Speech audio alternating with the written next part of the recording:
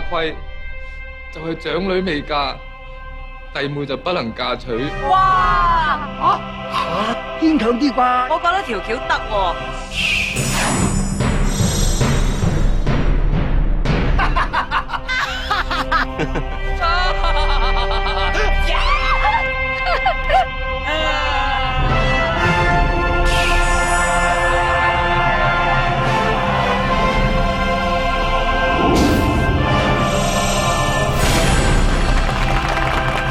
仲企喺度拍手係嘛？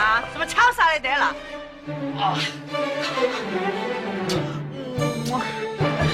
嘿，你係咪好耐冇拍過拖？嗱？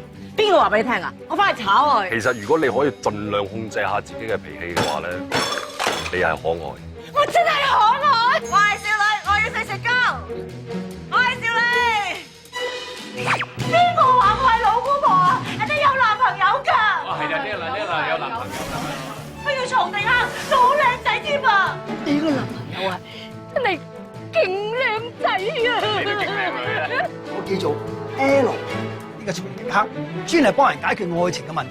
堅挺。睇嚟呢次咧，有人請佢嚟整鬼你啦。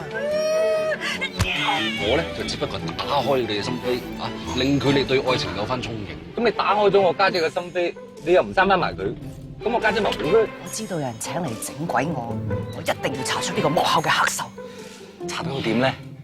將佢碎屍萬段。你叫家姐咁叻咩？佢溝嗰啲人哋又唔溝佢，溝佢嗰啲佢又唔溝人。正所謂陳百強啊話齋，話齋咩啊？莫道你在選擇人，人亦能選擇你。打算幾時結婚啊？過多2年先，我想趁後生咧衝多一陣。死蠢！包埋一邊啦，死蠢！爹哋媽咪變得好嚴㗎。你覺得我靚唔靚仔啊？我覺得我好靚仔。你覺得我邊度靚仔？我覺得我度度都靚仔。叫我哋每人贏100萬。